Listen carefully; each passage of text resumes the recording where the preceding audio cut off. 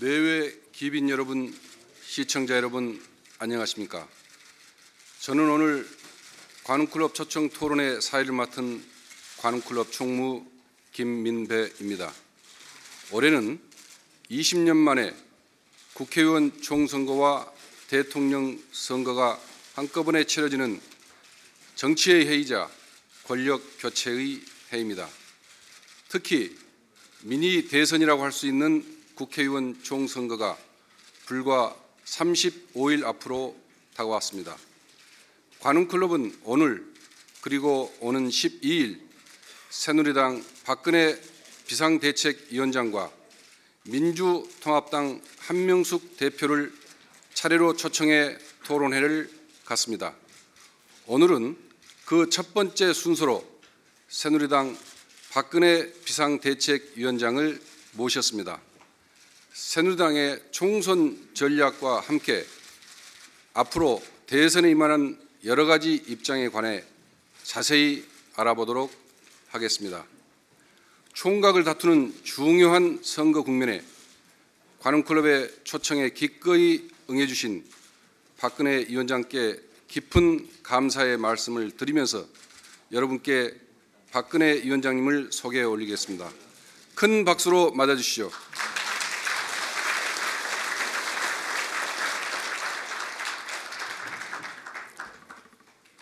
토론에 앞서 오늘 수고해 줄 패널을 소개해 드리겠습니다. 패널은 맨 오른쪽부터 소개하겠습니다. MBC 김원태 부국장입니다. 중앙일보 이상일 논설위원입니다. 한겨레 성한용 선임기자입니다. 연합뉴스TV 고승일 정치부장입니다. 본격적인 토론에 들어가기 전에 박근혜 위원장의 기조연설부터 듣겠습니다. 기조연설은 3분입니다. 여러분, 기조연설 박수로 청해 주시죠. 나가서. 저기 나가서.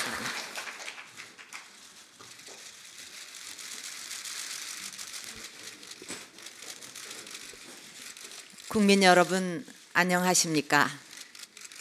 저는 요즘 전국의 삶의 현장에서 나눔과 봉사를 실천하시고 함께 살아가는 공동체를 만들기 위해 헌신하시는 분들을 만나 뵈면서 큰 감동을 느끼고 있습니다.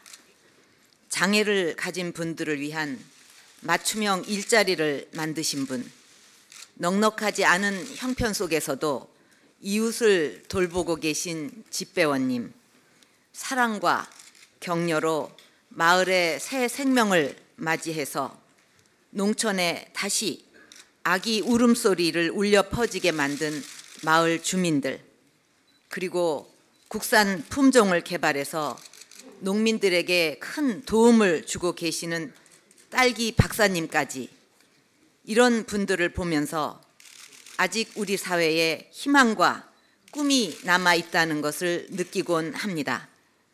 그리고 우리 정치의 역할에 대해 깊이 고민하게 됩니다.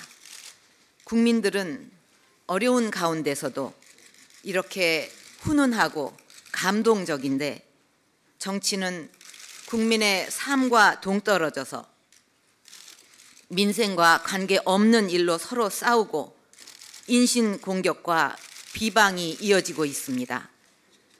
이제 국민들은 이런 정치에 변화를 원하고 있습니다.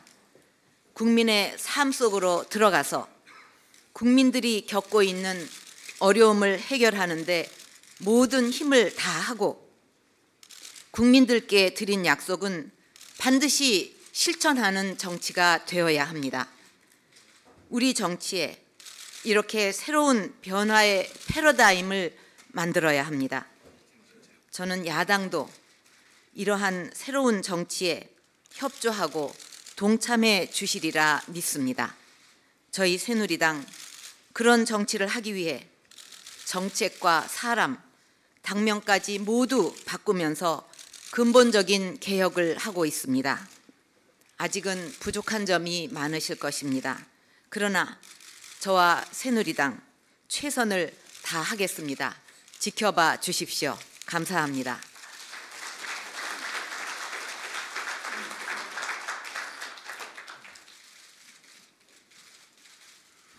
국민과의 약속은 반드시 지키는 정치가 돼야 한다는 박근혜 위원장의 기조연설 잘 들었습니다. 감사합니다. 토론 진행 방법을 설명드리겠습니다. 질문은 1분 이내로, 답변은 3분 이내로 해주시기 바랍니다. 보충 질문은 30초 이내, 보충 질문 답변은 1분 이내로 부탁드립니다. 토론 말미에 플로어 질문 2-3분 받겠습니다. 참석하신 분 중에서 질문하실 분은 나눠드린 질문지에 써서 관훈클럽 직원에게 전해주시면 제가 대신 답변해 드리겠습니다. 그럼 지금부터 토론을 시작하겠습니다. 선거는 구도의 싸움입니다. 그래서 누구를 내세우느냐가 가장 중요합니다. 요즘 새누리당의 최대 이슈인 공천에서부터 풀어가겠습니다. MBC 김원태 부국장 질문해 주시죠.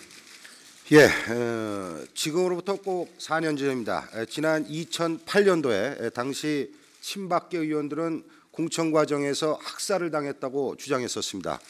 박근혜 위원장께서도 우리도 속고 국민도 속았다 이렇게 말한 적이 있습니다. 그런데 꼭 4년이 지난 이 시점에서 정반대의 현상이 나타나고 있습니다. 새누리당 공천에서 친이계 의원들이 대거 탈락했습니다. 낙천한 친이계 의원들은 표적 학살이라는 말까지 언급하면서 반발하고 있습니다. 오늘 조간신문을 보면은 한 친이계 의원이 여론조사에서는 친박계 의원한테 한 10배 정도 앞섰는데도 정작 공천에서는 탈락한 것으로 나타났습니다. 공심위에서 물론 당 여론조사만이 유일한 기준은 아니다 이렇게 해명은 하고 있지만은 쉽게 납득이 가지 않는 것도 사실입니다. 친이계 의원들은 현재 공천 심사 자료, 컷오프 자료, 25% 컷오프 자료 공개를 요구하고 있습니다. 박 위원장께서는 친이계 의원들의 집단 반발에 대해서 어떻게 생각하시는지, 그리고 공천 심사 자료를 공개할 용의는 없는지 말씀해 주시죠. 지금 공천위원회에서 엄격하고 공정한 기준에 따라서 공천 심사를 하고 있습니다. 아쉽게도 좀 그동안 같이 했던 많은 분들이 이번에 함께 못하게 됐는데, 제가 분명하게 말씀드릴 수 있는 것은 이번 공천 심사에서 그 기준에서 친박의 개념은 아주 없었다는 것을 분명하게 말씀드릴 수가 있습니다. 공천 심사 공천 추천위원회에서는 지금 말씀하신 25% 컷오프 룰이라든가 또 도덕성, 경쟁력 이런 원칙과 기준을 가지고 종합적으로 판단을 해서 심사를 이번에 한 것으로 알고 있습니다. 그 25% 룰 때문에 이제 많은 분들이 탈락을 한 걸로 들었는데, 그 부분은 저도 참 안타깝게 생각을 합니다. 그리고 지금 이제 어떤 부분에서 많이 탈락이 있다 이런 말씀을 하셨는데, 지금 공천 심사가 다 끝난 것이 아니고 일부만 이제 발표가 된 것이기 때문에 또 다 마무리가 되면 또 다른 이야기가 나올 수도 있다고 생각을 합니다. 그러면 성한용 선임기자 보충 질문해 주십시오. 김영삼 전 대통령 아들 김현철 씨가 공천 탈락에 항의하면서 탈당을 선언했습니다.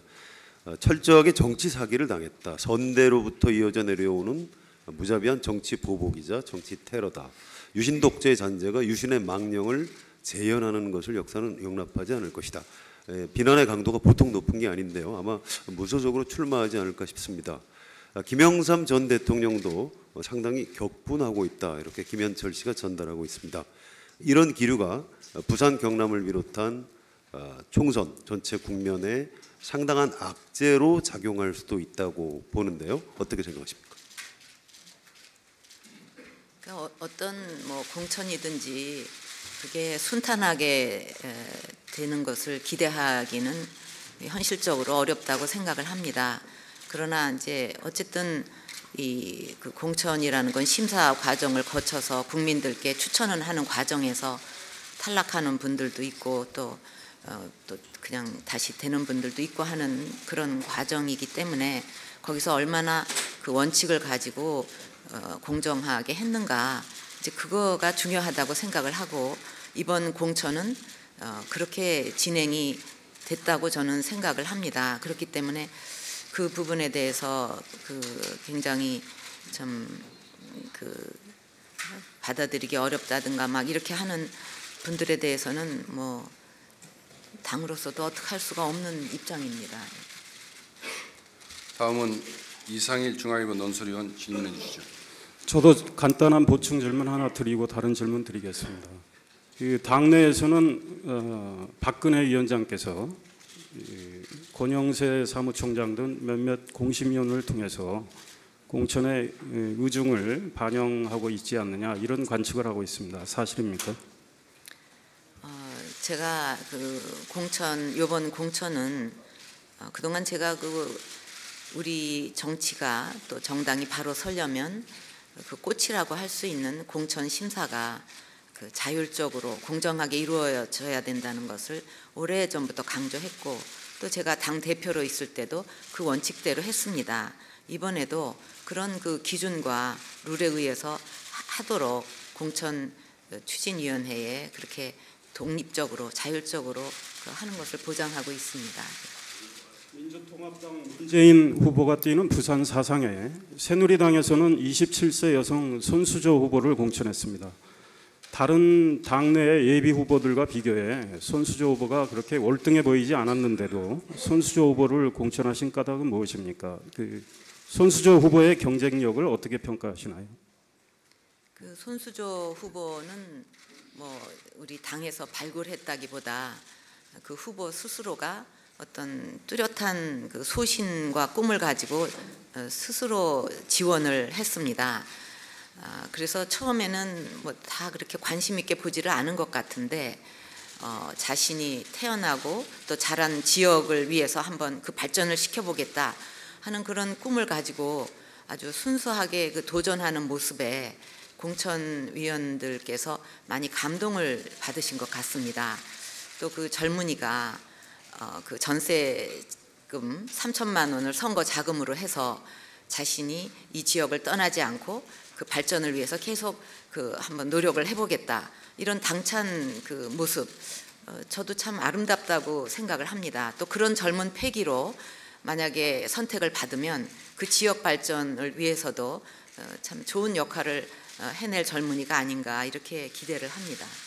혹시 문재인 후보와의 대결 의미를 축소하기 위해서 문재인 후보에게 거물을 붙였다가 졌을 경우 입을 타격을 고려해서 저도 좋다는 마음으로 손수조 후보를 공천하신 건 아닌가요? 네, 그런 건 전혀 아니고요. 너무 상상력이 많으신 것 같아요. 저는 그런 거 생각도 해본 적이 없고, 제가 중요시 여기는 거는 그 지역에 계신 주민들께서 어떤 후보를 바라실까, 그 지역의 애정을 가지고 뭔가 좀 발전시키기 위해서 같이 애환을 같이 하면서 노력하는 후보를 바라실까, 어떤 후보를 원할까, 그게 가장 그 당의 또 중요한 관심사입니다. 간단히 하나만 더 여쭙겠습니다. 손수조 후보가 이길 수 있다고 생각하십니까? 다 그렇게 기대를 하고 공천을 하는 거죠. 예, 제가 이어서 공천과 관련한 질문을 하나 더 드리겠습니다. 새누리당 공천이 계속 지금 발표가 되고 있는데요. 참신한 인물이 거의 없다시피 하다, 이런 지적이 나오고 있습니다. 새누리당이 새로운 인재 영입에는 실패한 것이 아닌가, 이런 생각이 드는데요. 인재 영입은 당 대표가 해야 할 일이라고 생각을 합니다. 박근혜 위원장님께서 가장 좀 책임이 큰 것이 아니냐, 이런 비판이 있을 수 있고요. 곁들여서 서울 종로에 홍사덕 의원을 공천했는데요. 지역구를 무려 5번을 옮겼습니다. 과연 이런 것은 온당한 것이라고 생각하시는지 질문드리겠습니다. 아직 이제 그 공천이 다 끝난 게 아니고 진행 중에 있거든요. 그러니까 좀 또 그 새로운 인물을 우리가 영입하기 위해서 노력을 하고 있습니다. 그래서 좀 끝까지 지켜봐 주시면 감사하겠습니다. 그리고 홍사덕 후보 경우는 종로가 이제 우리 흔히 정치 1번지라고 얘기를 하고 있지 않습니까? 그래서 이번에 보니까 정치 1번지라는 말에 걸맞게 여야 모두 아주 비중 있는 그런 그 후보로 이렇게 그 경쟁 구도가 만들어졌습니다. 홍사덕 후보는 국회 부의장도 지내셨고 또 육선에 그 경륜이 있는 참 깨끗하고 능력 있는 분이라고 생각을 합니다. 그래서 앞으로 이렇게 그 경륜이 있고 그 큰 비중이 있는 분이 그 종로 정치 1번지에 걸맞게 종로를 대표하고 또 그 지역 발전을 위해서 그 역할을 크게 하실 적임자라고 생각을 해서 이번에 추천이 된 걸로 알고 있습니다. 홍사덕 후보의 당선 가능성은 어떻게 보시는지? 예, 다 그 공천을 할 때는 당선이 되실 거라고 다 기대를 하고 하는 겁니다. 예. 자, 그러면 고승일 정치부장 질문해 주시죠. 예, 제가 준비한 질문에 드리기에 앞서서 저도 보충 질문 하나 드리겠습니다. 아까 말씀하실 때 이번 공천 심사에서는 친이계나 친박계 기준이 없었다고 말씀하셨는데 그럼에도 불구하고 한 말씀 여쭤보지 않을 수 없습니다. 남은 공천 과정을 다 보면 친이계 학살이랄지 이런 얘기가 나오지 않을 거라는 취지의 말씀을 하셨는데 그렇다면 남아있는 공천 과정에서 소위 말하는 친박계로 분류되는 분들이 소위 말하는 물갈이가 될 가능성을 시사하신 것으로 받아들여도 됩니까? 그러니까 제가 공천위원회에 있는 사람도 아닌데 또 거기에 자율성이 보장돼서 독립적으로 하는데 이렇게 될 거다 하고 막 앞서서 얘기하는 거는 굉장히 모순된 일이라고 생각을 합니다. 제가 확실하게 말씀드릴 수 있는 것은 공천위원회에서 친이 친박이라는 소위 그런 것을 그런 개념을 갖고 하지 않는다는 거, 그다음에 아까 말씀드린 그런 그 원칙과 룰에 의해서 하고 있다는 거, 또 이번에 탈락이 이렇게 많은 거 저도 참 안타깝게 생각하는 부분입니다만 그 25% 그 룰이 적용되는 데에 그 많이 좀 그 영향을 받았습니다. 그래서 그거는 어떻게 할 수가 없는, 안타까워도 이럴 수도 없고 저럴 수도 없는 이제 그런 그 상황입니다, 사실은. 예, 지금까지 다른 정치인들 얘기를 많이 했는데요. 이제 박근혜 위원장 본인의 문제에 대해서 한번 여쭤보겠습니다.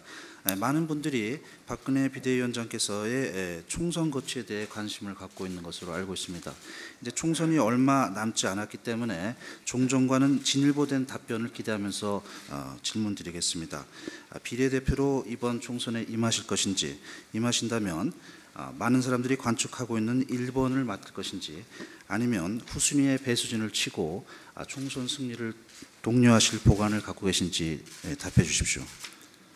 지금 이제 그 지역구 공천이 한참 진행 중이고 비례 부분은 아직 시작하지도 않았습니다. 그래서 이 부분에 대해서는 저는 그냥 당의 결정에 맡기려고 합니다. 맡길 것입니다. 그럼 장면을 좀 바꿔보겠습니다. 다음은 총선 전망과 관련해 김원태 부국장 질문해 주시죠.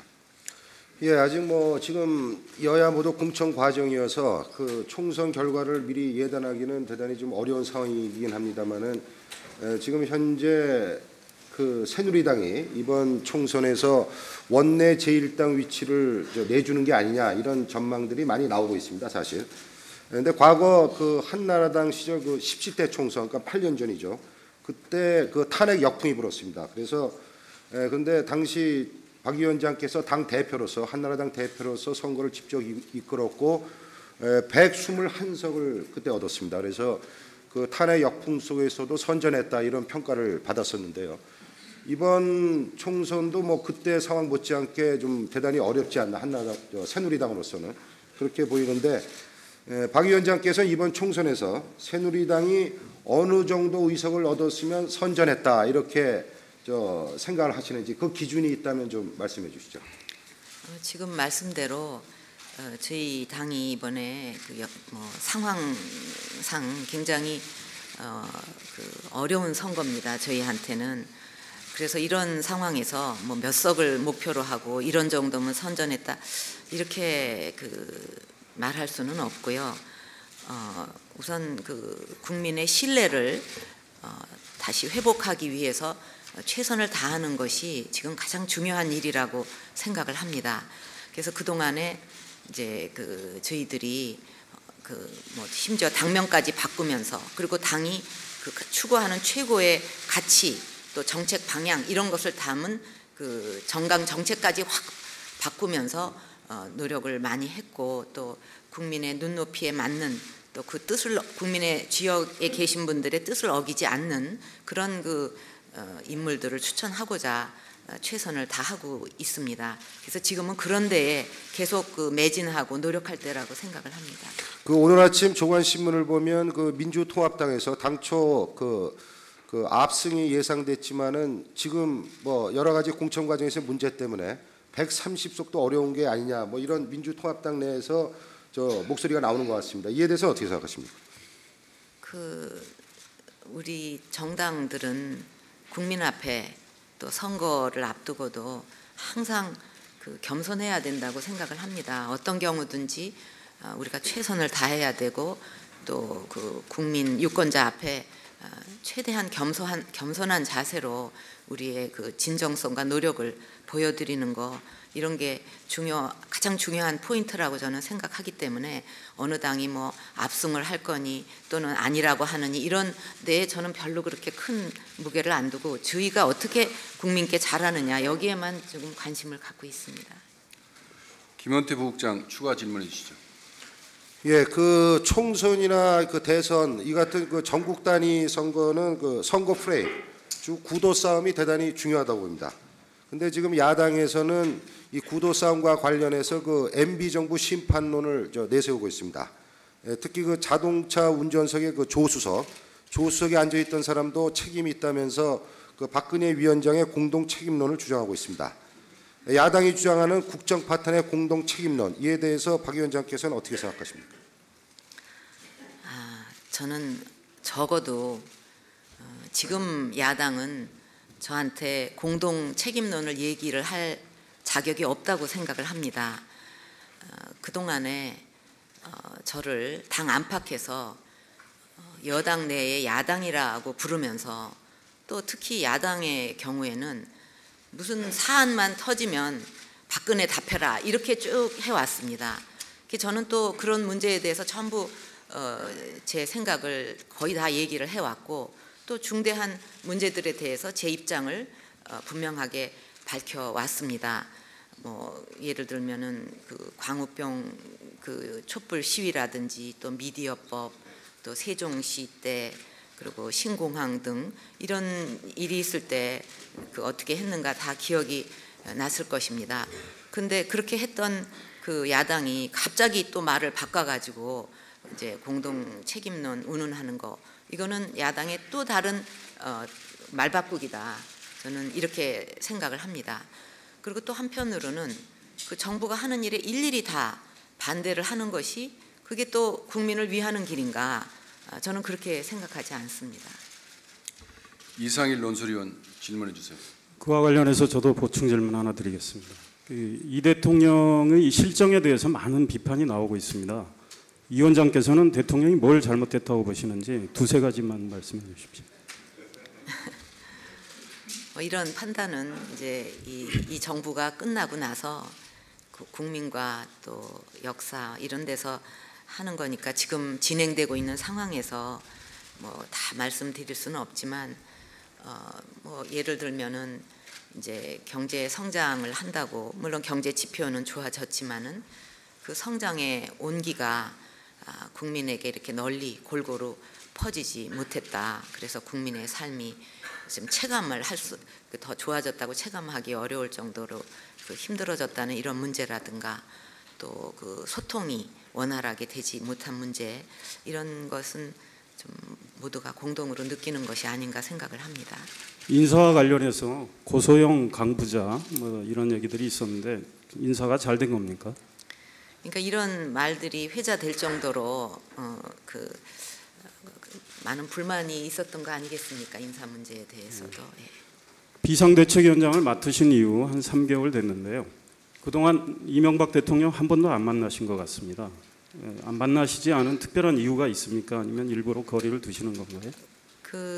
무슨 행사 때 뵌 적이 있어요. 한 두세. 예, 그리고 이제 따로 뭐 면담을 갖는 그거 말씀하시는 건가요? 네. 그거는 또 대통령께서 무슨 특별히 얘기할 일이 있으시거나 그럴 때 자리가 마련되는 거고 그렇지. 지금 저도 비상대책위원장 맡아갖고 바쁜데 대통령께서도 바쁘시고. 예. 네. 앞으로 대선 때까지 대통령과의 정치적 관계를 어떻게 설정하고 계십니까? 뭐 당에서는 대통령 탈당 얘기도 나오고 하는데 지난번에 답변을 하셨지만 만약에 대통령이 탈당하신다면 뭐 말리실 건가요? 아니면 그냥 놔두실 건가요? 그러니까 이제 보면 지난 세월을 보면 역대 정부 말기마다 이제 대통령이 탈당하는 이런 일이 반복돼 왔습니다. 그런데 그렇다고 해서 국민의 삶의 어려운 점이 해결이 되었는가? 그거는 아니지 않습니까? 그러니까 중요한 것은 무엇이 지탄을 받는 점인가? 이것을 분명히 알아가지고 그것을 고치는 노력, 저는 이게 중요하다고 생각을 합니다. 대통령 탈당이 그 해법은 아니지 않는가 이런 생각을 하고요. 또 대통령께서도 국정의 책임 있는 마무리를 위해서도 탈당은 그런 건 하시지 않지 않을까 그렇게 생각을 합니다. 자, 그러면 고승일 정치부장 질문해 주시죠.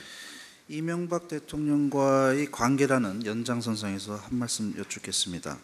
지금 새누리당 비상대책에서 활동하시는 분 중에서 이상돈 비대위원이라는 분이 계시죠. 이분이 얼마 전에 이런 말씀을 했습니다. 예. 기억을 좀 도와드리기 위해서 발언을 소개해드리면요. 이상득 의원 등 이른바 MB 측근 비리 의혹이 사실상 특검을 할 정도의 중요한 사안이다. 또 이명박 대통령의 내곡동 사저 문제에 대해서는 이런 말도 했습니다. 이미 범죄가 사실상 저질러진 형국이며 최소한 대통령 아들인 이시영 씨와 경호 쪽 관계자에 대해선 기소가 불가피한 사안이라고 말했습니다. 박 위원장께서는 이명박 대통령과 관련된 측근 비리 의혹을 어떻게 규정하고 계시고 또 이 문제가 어떻게 해결돼야 된다고 보십니까? 대통령 측근 비리, 뭐 친인척 비리 이거는 당연히 성역 없이 철저히 수사해야 된다고 생각을 합니다. 그리고 또 거기에 대해서 잘못이 있는 게 발견이 되면 엄중하게 책임을 물어야 된다고 생각을 합니다. 그리고 또 앞으로도 이런 일이 자꾸 재발되지 않도록 이런 것을 방지하는 근본적인 대책을 마련하는 것도 중요하다. 저는 이렇게 생각을 하고 있습니다. 그렇다면 보충 질문을 하나 드리면 이런 부분들이 대통령이 재임하고 계신 중간에도 이루어질 수 있다고 생각하십니까? 제가 전에 당 대표 하던 시절에 이제 대통령 측근 비리, 친인척 비리, 뭐 권력 실세 비리 이런 것을 막기 위해서 상설 특검제를 도입해야 된다, 이런 제도를 도입해야 된다 하고 주장을 한 적이 있습니다. 그래서 하여튼 이런 제도를 포함해서 뭔가 근본적인 어떤 장치가 있어야 되지 않을까 저는 그렇게 생각을 합니다. 자, 고승일 부장 추가 질문해 주시죠. 예, 이제 다시 선거 쪽으로 잠깐 돌아가 보겠습니다. 재작년이죠. 2010년 지방선거부터 이른바 세대 투표가 하나의 경향성을 가진 어떤 패턴으로 자리매김한 것 같습니다. 특히 작년 11.6 서울시장 보궐선거는 이런 세대 투표가 극명하게 드러난 선거로 보이는데요. 당시 2030 세대 유권자의 70%가 무소속의 박원순 후보를 찍었습니다. 세대 투표 양상은 어디서 비롯되고 있다고 진단하시고 계십니까? 그렇다면 진단에 따라서 처방도 필요할 것 같은데 한 달 앞으로 다가온 총선에서 박 위원장께서는 2030 세대의 표심을 잡기 위한 어떤 비책을 갖고 계신지 소개해 주십시오. 사실 저는 이제 이런 젊은이들 뭐 이렇게 학생들 이렇게 만날 때마다 참 안타깝고 미안한 생각이 듭니다.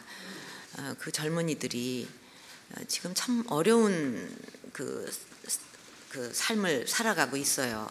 그러니까 뭐 대학생 경우에는 등록금 부담에다가 또 그 취업 걱정, 그다음에 뭐 학점 관리에다가 스펙 쌓기까지 뭐 유사일의 최고의 스펙이라는 평가를 받으면서도 굉장히 어깨에 무거운 짐을 안고 지금 우리 젊은이들이 살고 있습니다. 그래서 이렇게 희망을 찾을 수가 없고 또 그 삶이 어려우니까 정부에 대해서 굉장히 비판적이다 이렇게 생각을 합니다. 근데 제가 이제 그런 대학생이나 젊은이들을 만날 때 또 느끼는 것은 역시 중요한 것은 진정성이다. 그래서 그 젊은이들의 말을 정말 경청하고 진심을 가지고 듣고 그 문제를 해결하기 위해서 진정 어린 노력을 하는 것, 이것이 굉장히 그 중요한 일이라는 생각을 합니다. 제가 꿈꾸는 사회, 꿈꾸는 나라는 어느 대학, 어느 학교를 나왔든 또 어느 지역에 살고 있든 그 젊은이들이 자기의 꿈을 꿀 수가 있고 그거를 펼칠 수가 있고 열심히 노력하면 행복해질 수 있는 사회, 그런 사회를 만드는 것이 저의 굉장히 정치를 하는 큰 꿈이거든요. 그래서 그런 뭐 어떤 특별히 젊은이들을 위한 대책이라고 이렇게 받기보다는 젊은이들이 희망을 가질 수 있는 그런 사회를 위한 그런 비전을 더 많은 젊은이들과 만나서 얘기하고 소통하고 또 그 진심을 전달하는 노력을 해야 된다고 생각하고 또 그런 정책들을 이제 반드시 와닿게 실천을 하는 거, 그게 우리 젊은이들에게 다가가는 길이라고 생각을 합니다. 예, 간단하게 추가 질문 드리겠는데요. 사실은 원인을 정확히 알아야 처방을 할 수 있다고 생각을 합니다. 그런데 20, 30대의 삶이 어렵기 때문에 현재 정권을 잡고 있는 이명박 정부도 새누리당을 싫어한다 이렇게 보실 수도 있겠지만 사실은 2002년 대통령 선거 때 또 세대 투표 양상이 나타난 일이 있습니다. 그래서 대체로 20, 30대들한테 여론조사에서 물어보면 새누리당, 과거 한나라당은 이제 싫다 이런 여론이 좀 압도적으로 많은데요. 왜 도대체 젊은 사람들은 왜 새누리당을 싫어하고 외면한다고 생각하십니까? 이제 그래서 이번에 그 국민과의 약속이라는 이름으로 정강 정책을 확 아주 180도 바꿨습니다. 그러니까 뭐 성장 위주라든가 이런 것이 아니라 우리 당이 추구하는 최고 가치는 국민 행복이다. 그리고 그 국민 행복을 추구하기 위해서 일자리라든가, 이건 모든 계층, 모든 세대가 다 지금 고통을 받고 있는 일자리라든가 또 복지라든가 또 공정성 문제에 대해서 많은 사람들이 눈물을 흘리지 않습니까? 그래서 경제 민주화 이런 거를 핵심 축으로 해가지고 우리가 추구하는 가치나 또 정책 방향을 바꿨고 앞으로 또 그런 그 방향으로 우리가 노력을 해 나가면은 저는 우리 젊은이들에게 또 다른 모습을 보일 수 있고 또 희망을 줄 수 있다, 그렇게 생각을 합니다. 예, 그 권역별로 유권자들한테 다가가는 태도가 약간 다를 수 있다고 생각을 합니다. 이번 총선의 그 의석 수가 수도권만큼 많지는 않지만 가장 관심 지역으로 꼽히는 게 지금 부산 경남 쪽입니다. 자, 동남권 신공항 철회, 또 부산 저축은행 사태 이런 것 때문에 이 지역 민심이 아주 크게 흔들리고 있는데요. 부산 경남에서 야당 돌풍이 불면 곧바로 새누리당 타격으로 이어진다 이런 전망이 많습니다. 자, 부산 경남 지역 유권자들에게 새누리당은 어떤 자세로 다가가야 한다고 생각하십니까? 그러니까 그동안 이제 뭐 특히 그 경남 부산 지역뿐만 아니라 이제 다른 지역에도 해당이 되는데 그 국민들께, 그 주민들께 드린 약속을 지키지 않았고 또 그 삶을 제대로 챙기지 않은 그런 거에 대해서 국민들이 많이 실망하고 계시다, 이렇게 느끼고 있습니다. 그래서 이 중요한 것은 결국은 진정성과 신뢰의 문제다.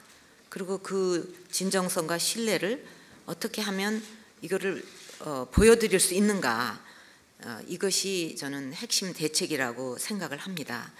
그래서 그런 차원에서 지금도 말씀드렸듯이 앞으로 그 정책들이 정말 국민에게 실질적으로 도움이 되고 또 그 삶을 챙기는 그런 정책들, 또 그것을 제대로 실천할 수 있는 그런 인물들을 또 이번 그 선거에서 국민들께 추천을 해드리고 또 그것을 실제로 실천을 하고 이런 것이 중요하다고 생각을 하고요. 이번에 새누리당에 나오는 후보들은 전부 이 국민과의 약속은 반드시 그 실천하겠다는 서약을 하게 돼 있습니다. 그리고 당에서도 그 서약이 지켜지도록 끝까지 챙길 것입니다. 부산 경남 지역 유권자들한테 특별히 하고 싶은 말씀 없으십니까?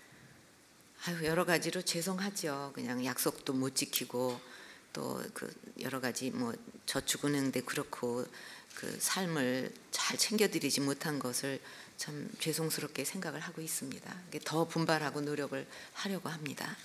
기왕 얘기 나온 김에 동남권 신공항 문제에 대해서도 한번 입장을 말씀해 주시죠. 예, 그거는 뭐 제가 지난번에도 말씀을 드렸고 여러 차례 말씀을 이미 드렸는데 이제 우리 그 국가 경쟁력 차원에서 이 신공항은 필요하다고 저는 믿고 있습니다. 그 꼭 필요한 인프라다. 그래서 그것은 이제 반드시 추진해야 된다고 생각을 하고 또 이것은 이제 그 각 지역에 있는 주민들이 그것을 인정하고 받아들이고 또 우리나라 전체로서도 큰 프로젝트이기 때문에 공감대를 형성해야 되기 때문에 그 국가적으로도 공감대를 형성하고 또 모든 주민들이 인정하고 받아들일 수 있도록 이렇게 투명하게 또 전문가들에 의해서 객관적으로 이게 진행이 되도록 하는 것이 중요하다고 생각을 합니다. 화제를 조금 바꿔보겠습니다. 올해 총선과 대선은 불가분의 관계에 있습니다.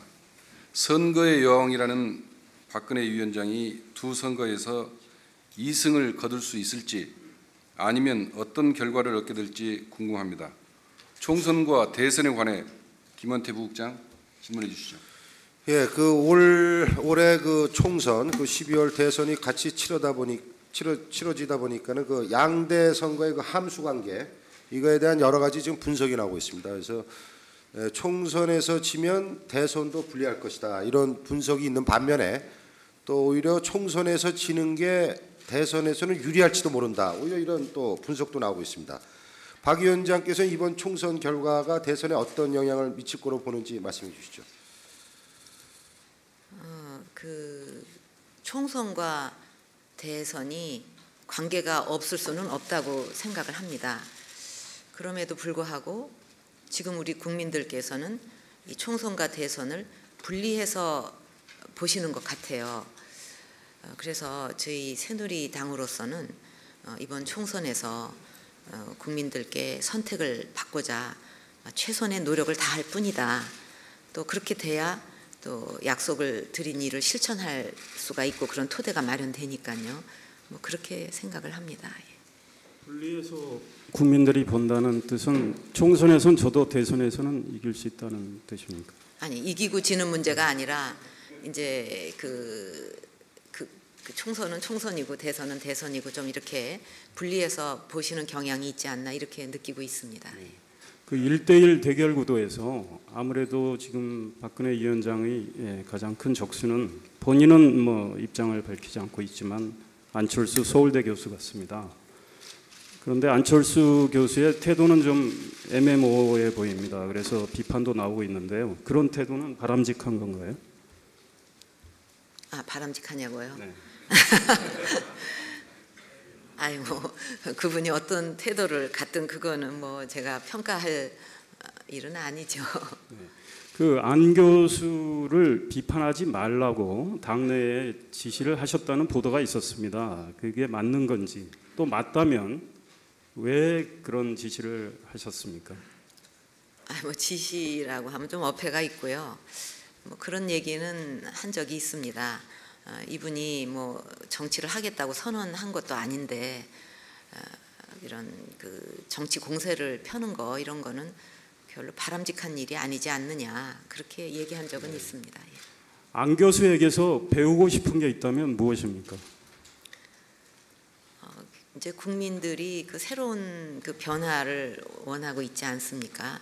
또 새로운 변화를 위해서 또 국민의 소리를 귀 기울여 들으면서 또 소통을 강화하고 이런 것이 참 중요한 자세라고 생각하고 또 그렇게 소통을 위해서 노력하는 모습은 저는 아주 훌륭한 거라고 생각을 합니다. 이어서 고승일 정치부장 예. 질문해 주시죠. 조금 전 이제 안철수 교수 얘기가 있었는데요. 마침 뭐 총선과 대선이 같이 있는 해다 보니까 총선 여론조사를 하면 또 대권 주자에 대한 여론조사도 나오더라고요. 그런데 이제 앞에 그러니까 박 비대위원장 그리고 이제 안철수 교수와 아울러서 등장하는 인물이 이제 문재인 노무현재단 이사장입니다. 이분이 아마 이제 총선에서 부산에서 당선한다면 야권 주자로서의 야권의 대권 주자로서의 입지를 강화할 것으로 생각되는데 작년까지만 해도 이제 현실 정치에 진입하기를 주저했던 문재인 이사장이 지금 본격적인 정치 활동을 하고 있습니다. 박 위원장께서 보시기에 정치인 문재인의 잠재력과 확장성은 어느 정도나 되는지 말씀해 주십시오. 그래서 이분의 잠재력을 제가 좀 평가하는 거는 좀 어렵습니다. 뭐 어떻게 제가 그거를 또 어떤 기준을 갖고 해야 될지도 모르겠고, 근데 이분에 대해서는 최근에 제가 좀 의아하게 생각하는 부분이 있습니다. 이제 문재인 후보라고 하면은 노무현 대통령의 대표적인 비서실장이셨고, 그렇기 때문에 노무현 대통령의 그 추구하는 가치나 또 뭐 정치 철학이나 정책 이런 거에 대해서 가장 잘 알 수 있는 분이라고 생각을 합니다. 그런데 최근에 보면은 그 노무현 대통령이 국익을 위해서 추진을 하셨던 뭐 FTA라든가 한미 FTA라든가 또 해군 기지 뭐 이런 데 대해서 반대를 하고 계세요. 그래서 이런 부분은 제가 좀 이해하기가 어렵다고 생각을 합니다. 알겠습니다. 내친 김에 도대체 정치 철학이 뭔가? 예, 그거하고 좀 담론이 큰 거 말고 직접적으로 연관된 부분에 대해서 하나 여쭙겠습니다. 문재인 이사장이 최근에 정수정확히 문제와 관련해서 듣기에 거북하실지 모르지만 작물이라는 표현을 사용했습니다. 상당히 대립각을 크게 세운 것으로 보이는데요. 박 비대위원장께서는 이런 부분을 어떻게 생각하실지 들려주십시오. 뭐 이게 작물이고 뭐 그 여러 가지로 법에 어긋난다거나 잘못된 거 있었으면 벌써 오래전에 해결이 뭐 그 끝장이 났겠죠, 사실은요. 예.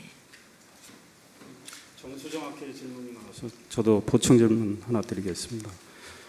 위원장님께서는 그 공천을 국민의 눈높이에 맞춰서 하시겠다고 이제 하셨고 그 작업이 진행 중입니다. 국민의 눈높이에서 보면 정수정확해 대표님 박근혜 위원장께서는 그 이사장직을 2005년에 물러나셨지만 지금 이사장이나 이사진이 다 가까운 분들로 알려지고 있습니다. 그래서 국민들이 보기에는 그분들이 물러나시는 게 그리고 공익법인으로 돼 있지만 좀 더 공익성을 강화하는 게 우리 눈높이에 맞는 거 아니냐 이런 생각이 드는데요.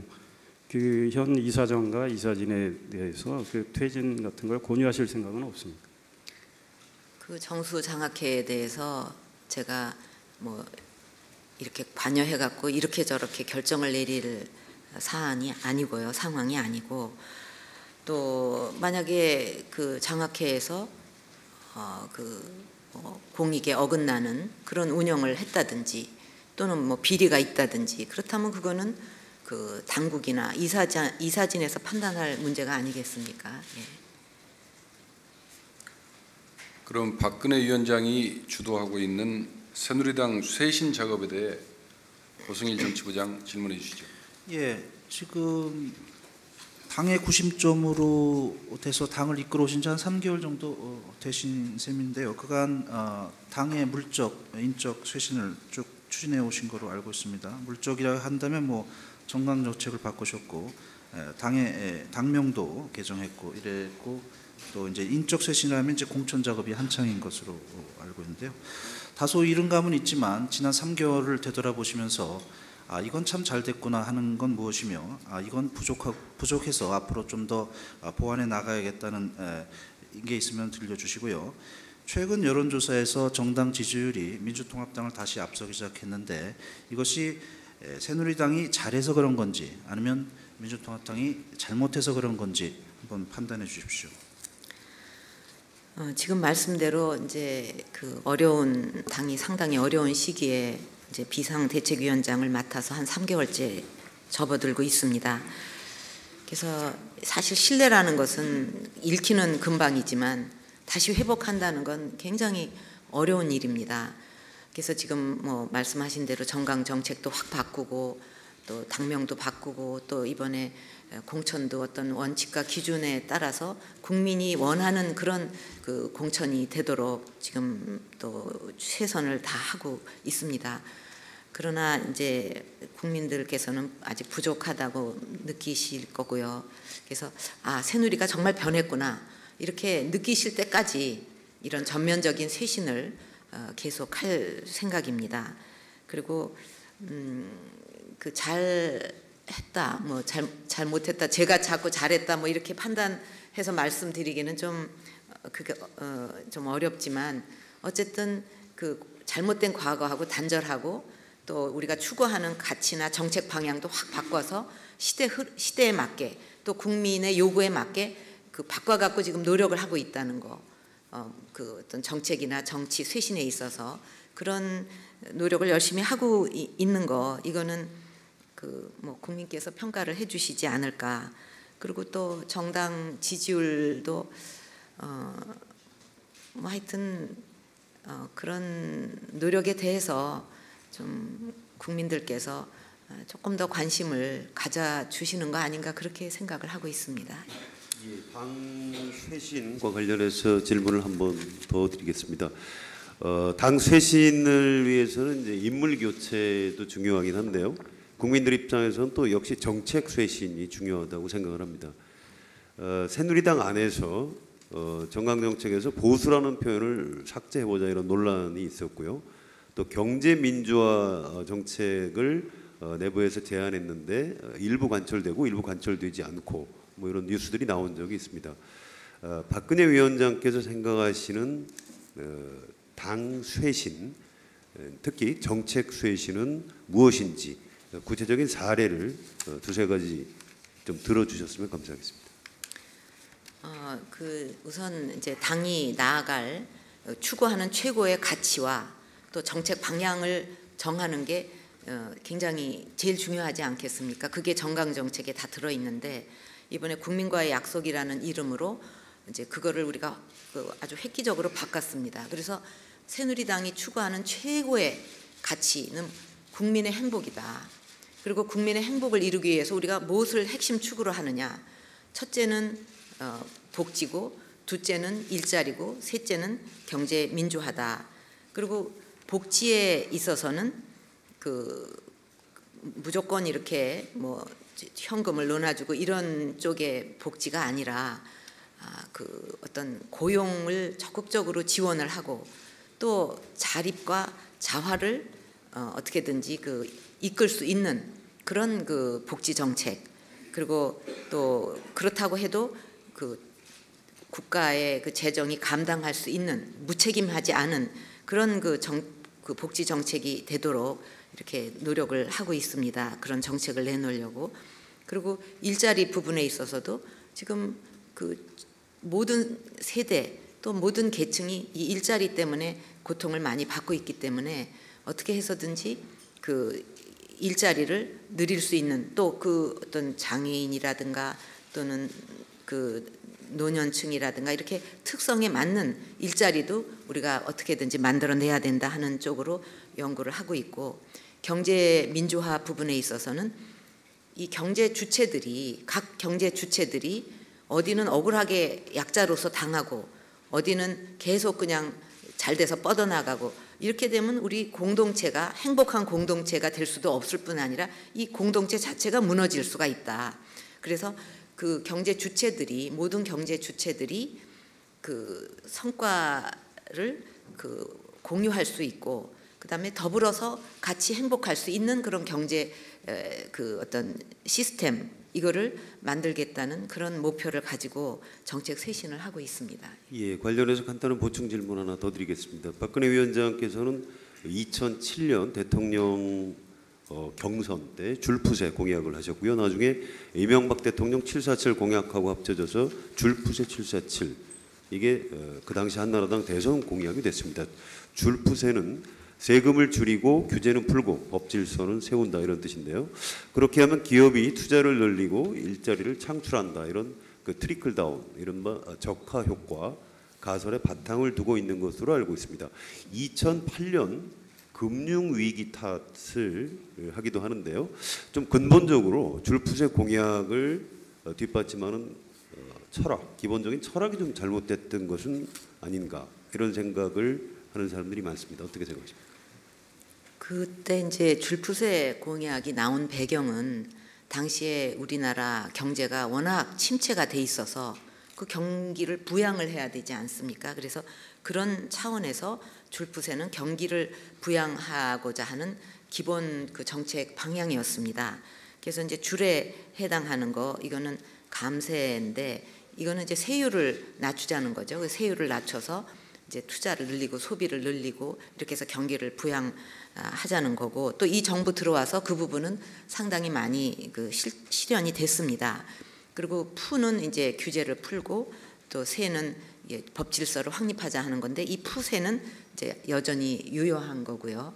근데 이제 이렇게 그 경제 성장을 그 이뤘다 하더라도 숫자적으로 이것이 그 온기가 성장의 온기가 좀 이렇게 국민에게 골고루 퍼지는 데는 미흡하다 그런 생각에서 이제는 그 양적 성장에서 질적 발전으로 전환을 해야 된다 이렇게 생각을 하고 있습니다. 제가 경제 주체와 관련한 경제 민주화 말씀 나왔길래 한 말씀 여쭙겠습니다. 그 설명하시는 과정에서 이제 이 약자가 이제 뻗어 나가고 공동체 자체가 성과를 나눠 갖는 거라고 설명해 주셨는데요. 이런 경제 민주화를 새누리당이 앞으로 추진하고자 한다면은 기본적으로 그런 철학을 공유하는 사람들이 당내에 있어야 할 테고요. 그런데 제가 보기에는 그 김종인 비대위원을 빼고는 특별히 저희가 이런 부분에 대해서 적극적으로 주장을 펼친 분을 보지 못한 것 같습니다. 그래서 과연 그런 분들을 영입하려는 어떤 계획은 계신지 한번 듣고 싶습니다. 예, 이제 아직 공천이 다 끝나지를 않았고요. 이제 이런 그 경제 민주화, 우리가 추구하는 이 가치를 정책적으로 실천할 수 있는 분들을 우리가 영입하고자 지금 노력을 하고 있습니다. 장면을 좀 바꿔보겠습니다. 이명박 정부 들어 정권 초기를 제외하고는 남북 관계가 계속 그 경색 국면을 보이고 있습니다. 앞으로 남북 관계 전망과 함께 약간의 해빙 무드를 보이고 있는 북미 협상에 대해 김원태 부국장 질문해 주시죠. 예, 최근 보면은 북한과 미국 관계가 급진전하고 있는 것 같습니다. 오늘 그 베이징에서 그 북한하고 미국 간의 이제 식량 지원 회담이 열립니다. 먼저 그 박 위원장께서는 이 북한과 미국이 최근 이렇게 관계가 왜 급진전되고 있는지 그 배경은 뭐라고 생각하는지 말씀해 주시고요. 그리고 최근 그 한반도를 둘러싼 국제 정세에서 정작 우리 정부가 주도권을 상실하고 있는 게 아니냐 이런 우려도 있습니다. 그래서 앞으로 우리 정부가 한반도 문제에 대해서 어떻게 대처하는지 박 위원장께서 나름대로 보관 있으시면 좀 말씀해 주시죠. 지금 이제 최근에 이 북미 협상에 대해서는 저는 이거를 긍정적으로 평가를 하고 있습니다. 지난주에 제가 국제정치학회에서 연설을 할 적에도 이제 그 북한도 새 지도부가 들어섰으니까 이것이 변화를 한번 할 수 있는 계기가 될 수가 있다. 또 국제사회가 북한에 대해서 좀 변화하기를 기대하고 있으니까 거기에 그 부응할 수 있는 계기가 되지 않겠냐. 그래서 이런 기회에 그 북핵과 관련해서도 뭔가 진전된 이런 좀 조치가 있었으면 좋겠다는 것을 촉구를 했는데 이번에 북미 협상에서 이제 그 좀 뭔가 그런 올바른 방향으로 진일보한 것은 제가 평가를 합니다.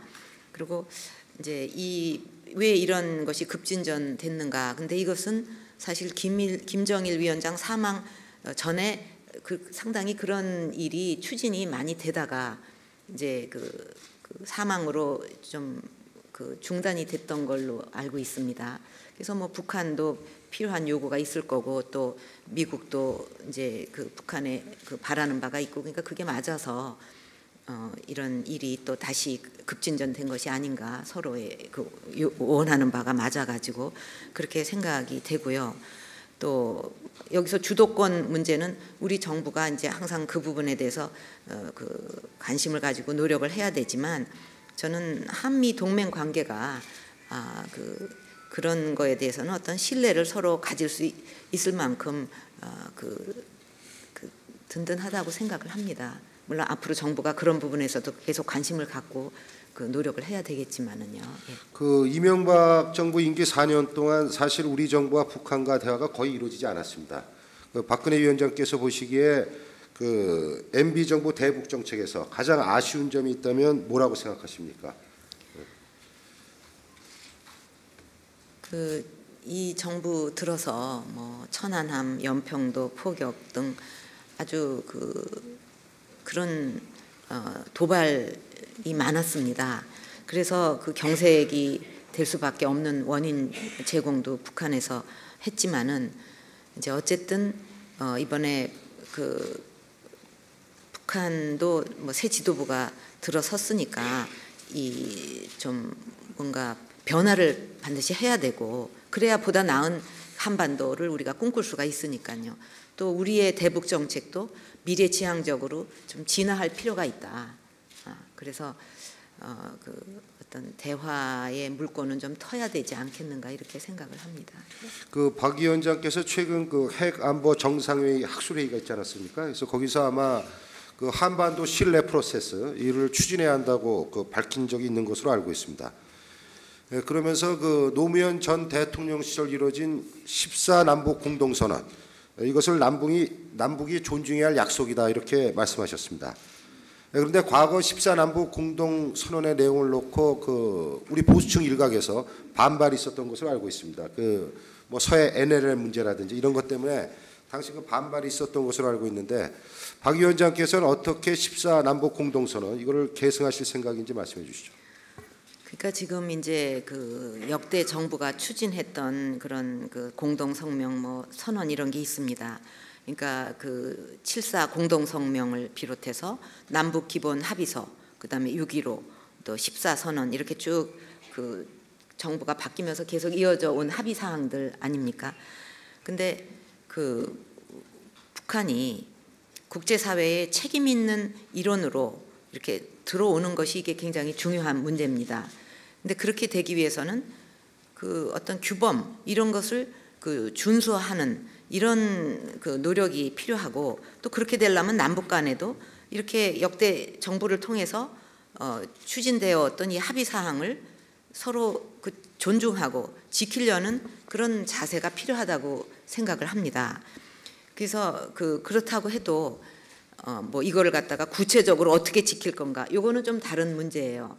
중요한 것은 이런 합의 내용의 기본 정신이 무엇인가, 그것은 바로 평화와 상호 존중이거든요. 그러니까 이런 기본 정신은 지켜져야만 믿음도 생기고, 또 그 바탕 위에서 어떤 또 다른 약속도 해나갈 수가 있지, 서로 계속 역대 정부를 통해서 약속해 놓은 것을 전부 무시를 하고 뭐 또 신뢰를 가지고 서로가 뭔가 새로운 약속을 하자 하는 거는, 이거는 말이 안 된다고 생각을 합니다. 그래서 이런 평화와 또 상호 존중이라는 기본 정신은 지켜져야 된다고 생각을 하고요.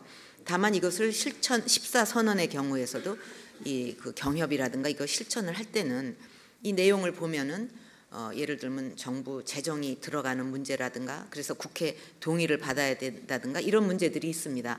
그거를 그냥 뭐 무조건 실천한다고 밀어붙일 수는 없거든요.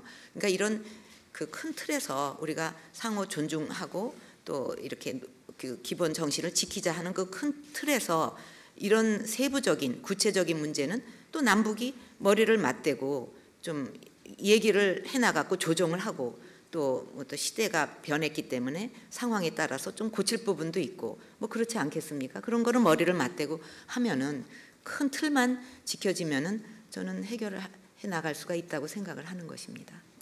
자, 이상일 논설위원 질문해 주시죠.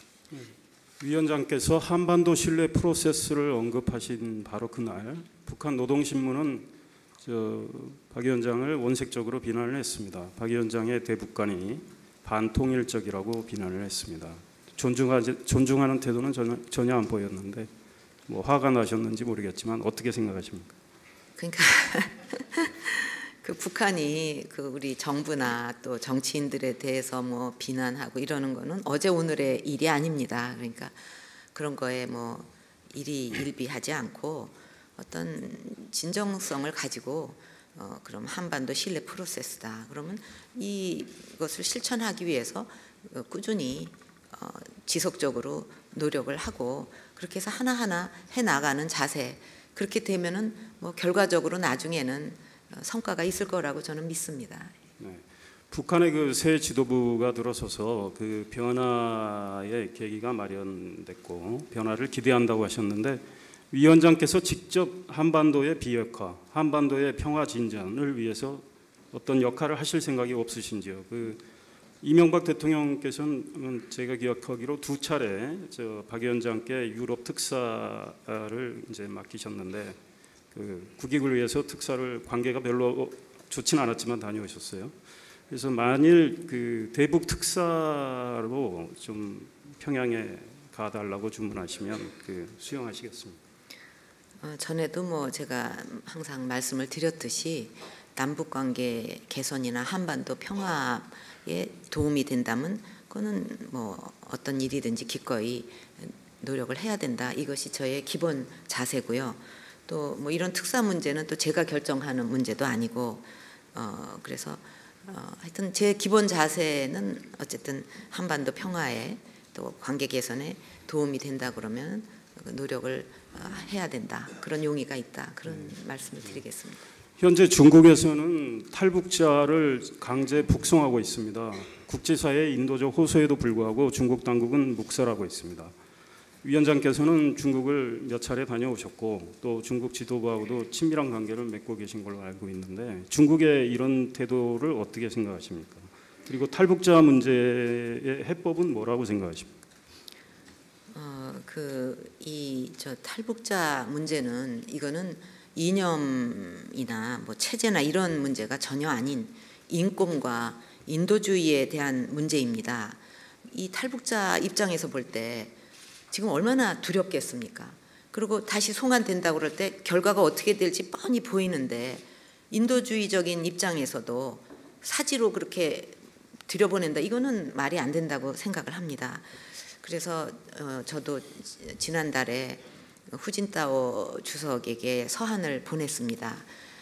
중국도 이렇게 그 가입이 돼 있지 않습니까?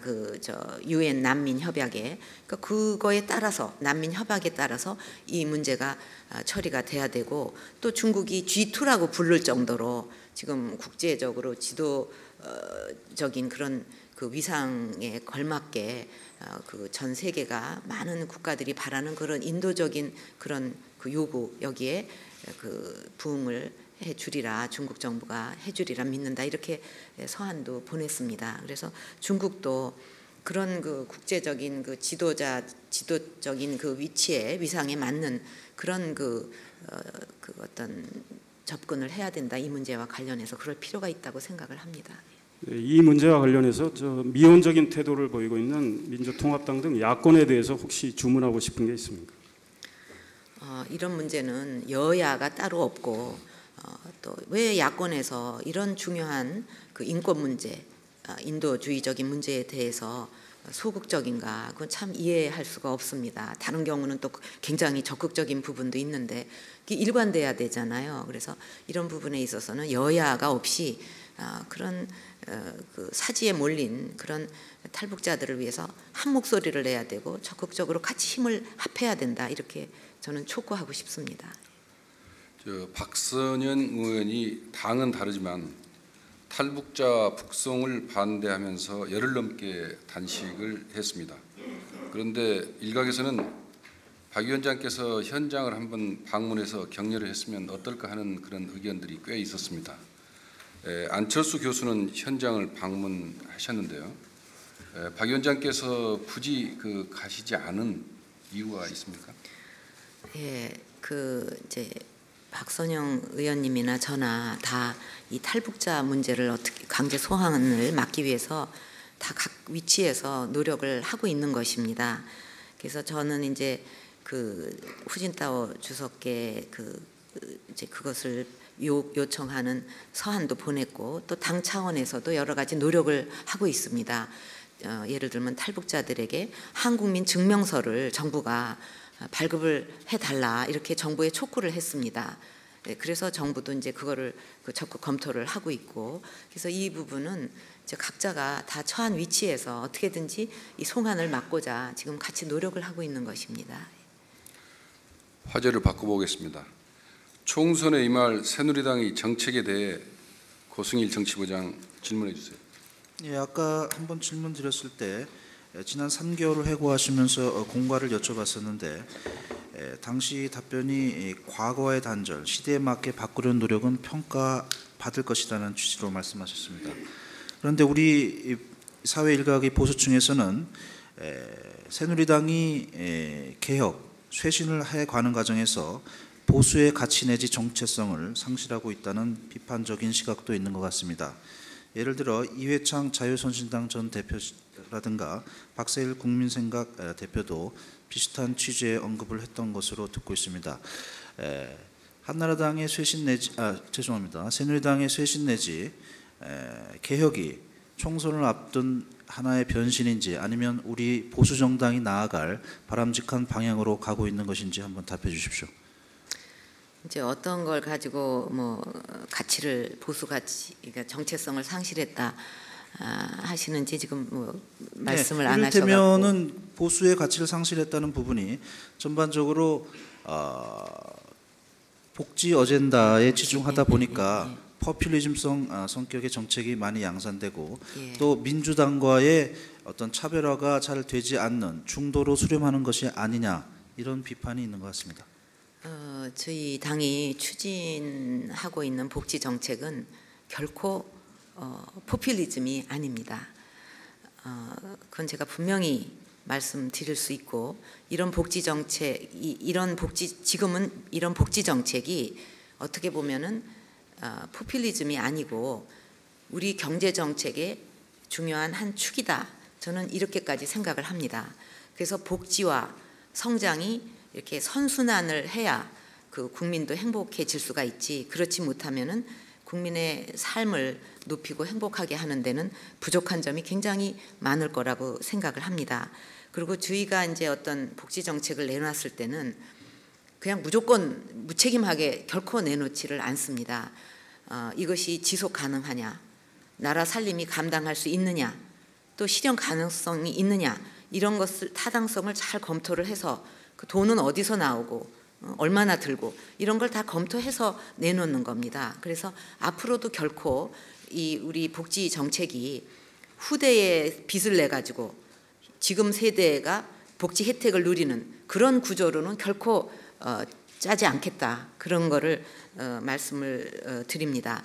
그리고 또 어디 따라하기 아니냐, 야당 따라하기 아니냐, 이것도 절대로 그렇지 않은 것이, 예를 들면 이제 지금 추진하고 있는 생애 주기 맞춤형 복지가 있는데, 그거는 새누리당과 제가 주도적으로 그 기존의 사회보장 기본법을 전면 개정을 해가지고 지금 시대에 맞게 또 국민의 요구에 맞게 다 고칠 겁니다. 그것이 그렇기 때문에 오히려 지금 앞으로 우리 복지가 어떻게 가야 되느냐 하는 큰 틀과 방향에 대해서 새로운 패러다임을 먼저 내놓은 겁니다.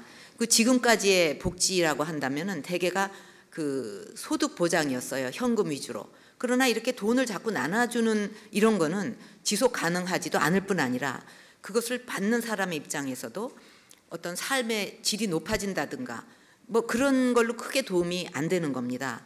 중요한 것은 어떻게든지 이 복지가 자활과 자립을 도와줘야 되는 쪽으로 가야 되고, 그러려면은 소득 보장뿐만 아니라 사회 서비스, 뭐 직업 훈련이라든가 여러 사회 서비스가 균형되게 보장이 됨으로써 그 어떤 자활과 자립으로 나갈 수 있도록 돕고 또 고용 쪽에 적극적으로 지원을 하고 이렇게 해서 그 어떤 어려움에 처한 사람들도 꿈을 이루고 자아 실현을 하면서 자기 스스로 일어날 수 있도록 그렇게 하는 그 복지, 그거를 우리는 추구를 하고 있는 것입니다. 예.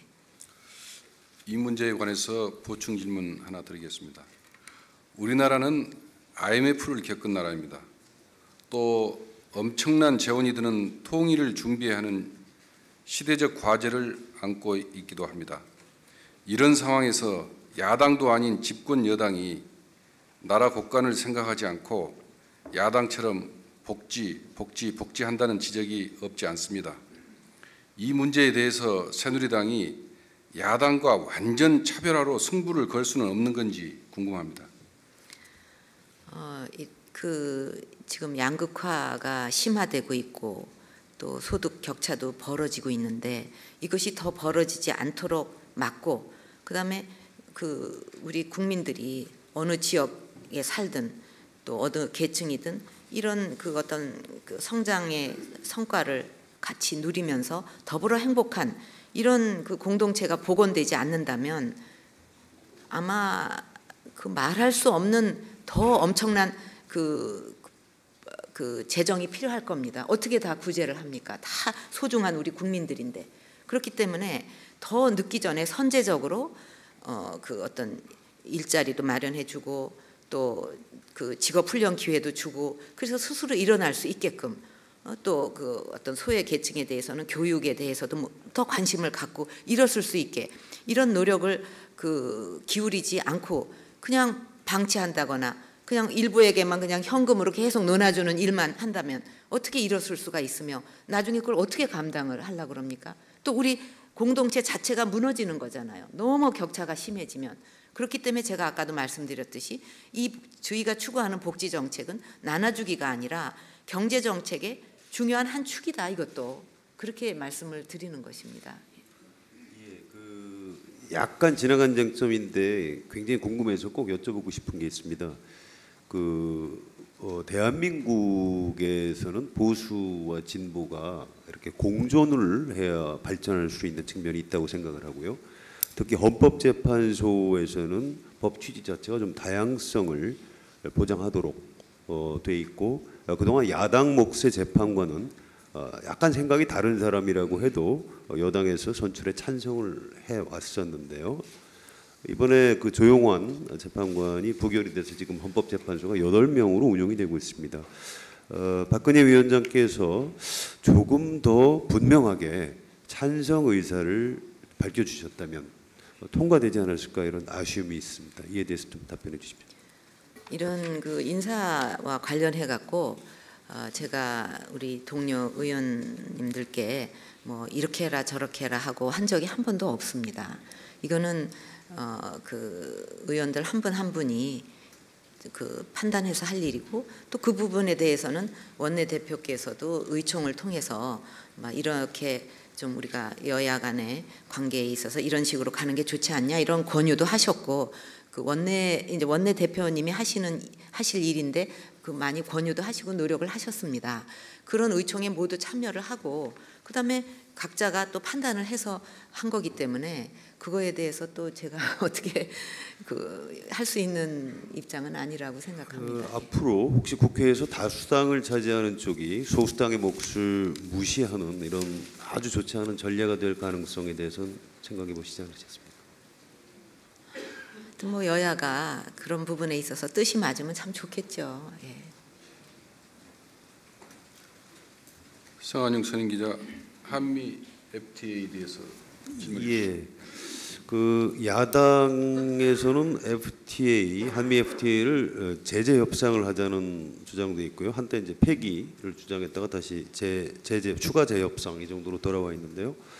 박근혜 위원장께서는 이건 말바꾸기다 해서 야당 심판론까지 아주 강하게 비난을 하신 적이 있습니다. 그런데 정작 국민들 상대로 조사를 해보면 예정대로 추진해야 한다 이런 의견도 있지만 우리한테 좀 더 유리하게 추가 재협상을 할 필요가 있다 이런 의견도 상당히 많이 나오고 있습니다.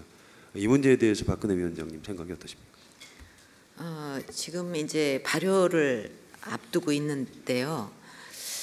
저는 이 협상은 빨리 그러니까 발효가 좀 정상적으로 돼서 미국 시장에 대해서 우리가 갖는 그 선점 효과를 최대화하는 것이 지금 국익에 부합한다고 생각을 합니다.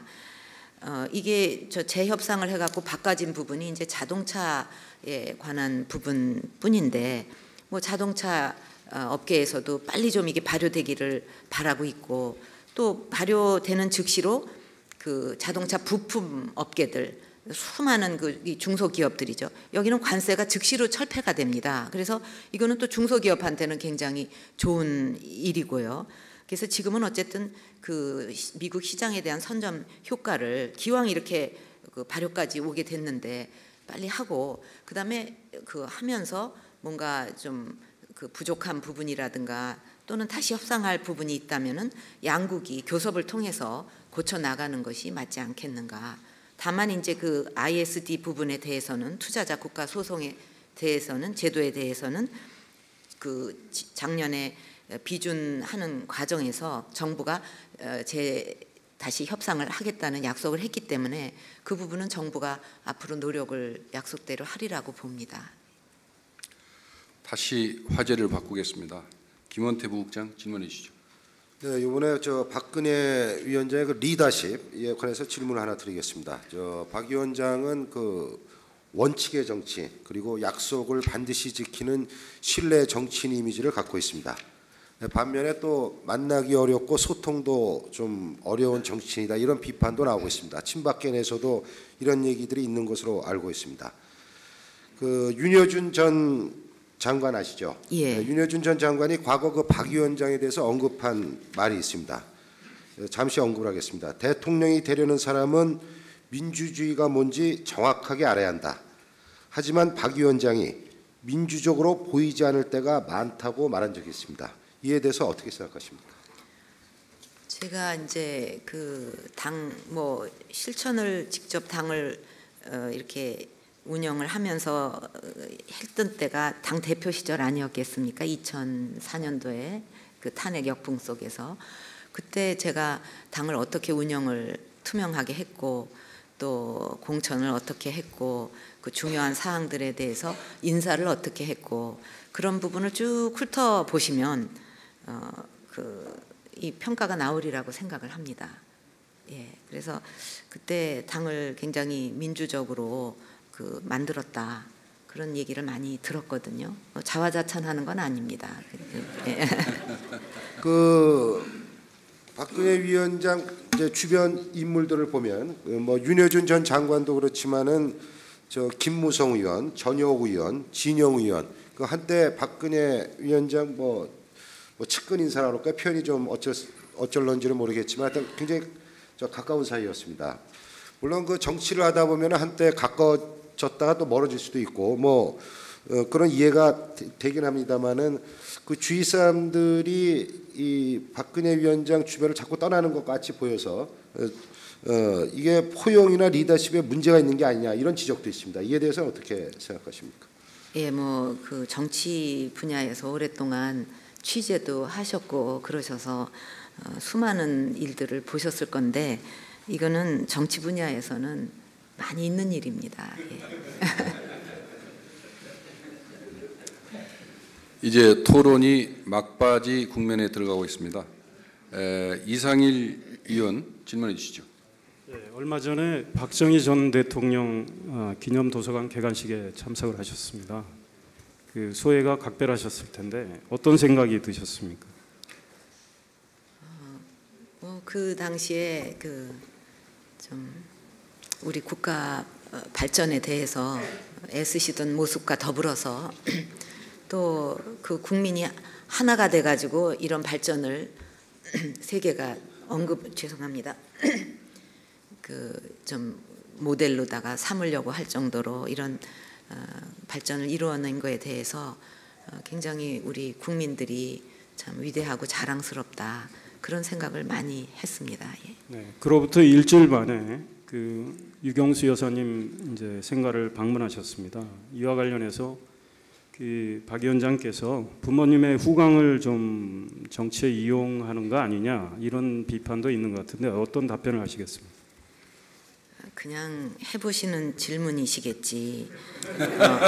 설마 진심으로 후광에 이용한다고 생각하고 질문하시지는 않았으리라고 제가 생각을 합니다. 왜냐하면 지금 그 아버지 기념도서관이 우여곡절 끝에 13년 만에 개관이 됐습니다. 근데 13년 만에 개관이 됐는데 제가 개관식에 안 간다. 이게 옳은 일이겠습니까? 또 그 어머니 생가가 복원이 됐는데 작년에 그때 제가 가지를 못했습니다. 근데 이번에 그 어머니 생가 그 옆 동네를 방문을 하게 됐는데 그때 복원했을 때 가지 못했던 사람이 이번에 그 옆 동네를 지나가면서 거기를 안 들리고 그냥 지나가는 게 옳겠습니까? 그게 후광하고 무슨 관계가? 오히려 그렇게 안 하면 그게 정말 제가 이상한 사람인 겁니다. 저는 그렇게 생각이 돼요. 상식적으로. 까칠한 질문 하나 더 드리겠습니다. 그 새누리당 호남 공천을 보면 주목할 만한 분이 이제 광주의 이정현 의원, 그다음에 이제 전라북도 정운천 의원, 전 장관이죠. 두 분이고 나머지 분들 공천 몇 분 받은 것 같은데 그렇게 관심을 끌지 못하고 있고요. 또 공천하지 못한 지역도 꽤 있습니다. 그 현실적인 어려움은 이해 못하는 건 아닌데 호남을 좀 소홀히 다루시는 거 아닌지, 홀대하시는 거 아닌지 이런 생각이 듭니다. 그 이번에도 좀 그 호남 지역에도 좀 좋은 분을 추천하고자 해도 참 상황이 여의치를 않아서 저도 안타깝게 생각을 합니다. 지금 말씀하신 두 분 이제 좀 주목할 만한 분들이 이제 공천을 받으셨는데 뭐 이분들이 좀 잘 되면 또 앞으로 더욱 좀 많은 분들이 그런 쪽에 그런 곳에서도 추천을 받을 수 있지 않을까 이렇게 기대를 하고요. 그다음에 이제 그 호남을 소홀히 하지 않았냐. 근데 그건 천부당 만부당한 말씀입니다. 제가 그 대표 시절에도 그 누구보다도 호남 지역을 자주 방문을 했고 또 당 차원에서 그 호남 지역의 현안, 뭐 예산, 뭐 예를 들면 뭐 호남 고속철이니 앞해대교니 많았습니다. 그때도 그런 거를 당 차원에서 열심히 챙기고 그걸 해결하려고 노력을 했습니다. 그래서 그 지금 그 이제 그 저하고 가깝게 지냈던 그 이정현 후보가 이제 거기 나와서 열심히 뛰고 계신데 그 앞으로 좀 그런 인재들을 적극 더 발굴해서 밀으려고 그럽니다. 이번에 좀 잘 되면은 더 탄력을 받지 않을까. 그래서 호남에 계신 분들도 좀 지지를 많이 해주시기를 부탁드리고 싶습니다. 예, 위원장님 표현이 강해지셔가지고 좀 히팅되셨나 이런 생각이 드는데요. 저 하나 가벼운 질문 하나 드리겠습니다. 썰롱 유머를 제법 잘하신다고 들었습니다. 그래서 여기서 썰롱 유머 한번 해보시죠. 글쎄 갑자기 뭐 물으시니까는 제가 하는 게 뭐 다 썰렁한데 뭐 들으셔서 별로. 그럼 질문 이어가겠습니다. 제주 해군 기지에 대한 여야의 대립도 만만치 않은 것 같습니다. 최근 정부는 일부 세력의 반대에도 불구하고 제주 해군 기지 건설을 계속 밀고 나가겠다는 입장을 발표했습니다. 이에 대한 박 위원장의 입장은 뭔지 궁금합니다. 그 이제 제주 해군 기지와 관련해서는 가장 중요한 점은 이것이 과연 국익에 도움이 되느냐 안 되느냐 이거라고 생각을 합니다. 근데 노무현 대통령 시절에 이거 건설에 대해서는 그 지역 주민 또 정부 또 안보 관계자 전문가가 다 모여가지고 이제 많이 토론을 하고 협의를 한 결과 이것은 그 국익에 도움이 된다 이렇게 그 결정이 내려진 사안입니다. 그래서 이것은 그 지속적으로 건설을 추진해야 되지 않는가 하는 게 제 생각입니다. 자, 마지막 패널 질문입니다. 성한영 선임기자 질문해 주시죠. 예, 총선과 관련해서 질문을 드리겠습니다.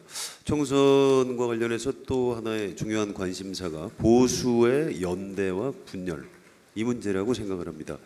새누리당과 자유선진당이 합당 또는 연대 이런 논의를 하다가 잘 안 된 걸로 알고 있는데요. 이걸 앞으로 총선 전 또는 총선 이후에 추진하실 생각이 있으신지 궁금하고요. 국민 생각에 박세일 대표가 새누리당의 그 낙천자들과 연대할 뜻이 있다 이런 취지로 말씀을 하셨는데 국민 생각 이쪽 정당의 그 파괴력을 어떻게 평가하십니까? 이제 저 연대 말씀하시는 건가요? 국민 생각하고 연대 말씀. 이런 아니요, 낙천자. 자유선진당 쪽은 연대고요. 이쪽 국민 생각 쪽은 그 파괴력. 파괴력. 예, 낙천된 예, 분들을 예, 예, 그쪽에서 공천했을 때. 예. 그 연대와 관련해서는 뭐 이제 그 합당이나 이런 게 잘 되면 좋겠지만 지금은 어쨌든 시간적으로 물리적으로 가능하지 않은 걸로 보입니다. 또 총선 후에는 그건 또 총선 후에 봐야 되겠고요. 그다음에 이제 그 뭐 낙천자 연대라고 이렇게 표현을 쓰셨는데 어쨌든 저희 당으로서는 그 어떤 기준에 의해서 뭐 그렇게 할 수밖에 없었고 또 뭐 그 결과에 대해서 뭐 제가 왈가왈부할 일은 아니라고 생각합니다. 당으로서도 어쩔 수 없는 부분이니까요. 그거는요. 이것으로 패널 질문을 마치고 플로의 질문으로 넘어가겠습니다. 지금 시간이 거의 다 됐기 때문에 로이터 통신의 김영세 기자 질문 제가 그대로 읽겠습니다. 재벌 개혁에 대한 박근혜 위원장의 구상을 말씀해 주십시오. 민주통합당의 출자 총액 제한 제도 부활 등 재벌 개혁에 대한 의지가 과도한 대기업 규제라고 보시지 않습니까? 재벌 개혁이 선거철마다 나오는 표심을 의식한 선거 전략이라는 지적에 대해 어떻게 생각하십니까? 답변해 주시죠. 그 대기업 정책은 저희가 추진하고자 하는 대기업 정책은 대기업의 그 어떤 긍정적인 면은 적극 살리고 또 그 부정적인 면은 그거를 최소화해야 된다 이런 입장입니다. 그래서 그 대기업이 뭐 미래 성장 동력에 투자하고 해외로 진출하면서 그 대기업답게 걸맞게 이렇게 좋은 일자리 창출하고 하는 거에 대해서는 굉장히 좀 좋은 일이고 또 그렇게 계속 가도록 지원을 그 해야 되지만 뭐 지원이라기보다 하여튼 그렇게 자율적으로 되도록 돼야 되지만은 예를 들면은 어떤 그 대기업의 대주주의 어떤 사익 추구 행위라든가 또 대주주 일가에 그 속한 기업의 어떤 일감 몰아주기 이래서 중소기업들이 많이 참여하고 있는 이런 업종이 막 그냥 다 그 무너지는 이런 거는 막아야 되지 않느냐. 우리가 추구하는 것은 누구를 때리고 배제하고 이것이 아니라 이 우리 경제 활동에 참여하고 있는 그 경제 주체들이 대기업이나 또 중소기업 또 뭐 수도권이나 뭐 지방이나 전부가 이렇게 공동 그 같이 발전해서 더불어 그 행복하게 사는 그런 경제 시스템을 만들어야 된다는데 초점을 맞추고 있습니다. 그러기 위해서는 담합이라든가 이런 불공정 그 거래라든지 또 그 어떤 그 하도급 업체하고도 공정한 이런 그 거래라든가 이런 거는 지켜져야 되고 보호돼야 되고 불공정한 것은 이것은 단호하게 조치를 해야 된다. 그것이 저는 그 우리가 추진하는 대기업 정책이라고 생각하고 또 출자 총액 제도 부활 같은 거는 저는 별로 실효성이 없는 일이라고 봅니다. 지금은 뭐 어떤 양적인 문제를 가지고 그 규제를 한다는 게 별로 의미가 없는 시대이기 때문에요. 그리고 또 그거는 또 국내 기업과 외국 기업과의 역차별 문제를 해소하기 위해서 뭐 이런 차원에서도 폐지가 된 거기 때문에 별로 실효성도 없는 거를 다시 뭐 부활할 필요가 있는가. 오히려 공정거래 부분에 있어서 더 법을 보완하고 또 만들면 만들면 뭐 하겠습니까? 이거를 엄중하게 실천을 하는 것이 더 실효적이고 중요하다 이렇게 생각을 합니다. 예. 박근혜 위원장님, 장시간 토론에 임하느라 고생 많으셨습니다. 국민 여러분과 시청자 여러분께 짧게 클로징 멘트 해주시죠. 국민 여러분, 이제 총선이 한 달 앞으로 다가왔습니다. 이번 총선은 새로운 변화에 대한 국민의 요구가 그 어느 때보다도 높습니다. 우리가 새로운 변화를 이루기 위해서는 국민과의 약속을 뒤집지 말고 반드시 실천할 수 있는 그런 사람을 뽑는 것이 중요하다고 생각을 합니다. 아무리 많은 약속을 드려도 지키지 않으면 소용이 없다는 거 국민 여러분께서 잘 아실 것입니다. 저와 새누리당 이제 그런 불신의 정치를 끝내려고 합니다. 국민이 원하는 변화를 국민과 함께 열어가겠습니다. 여러분이 그 길에 동참해 주시고 또 새로운 변화를 이루기 위한 길을 같이 가 주십시오. 저희 새누리당 그 결과를 국민 여러분께 돌려드리겠습니다. 국민 여러분께 새로운 희망을 드리겠습니다. 지켜봐 주시고 성원해 주십시오. 감사합니다.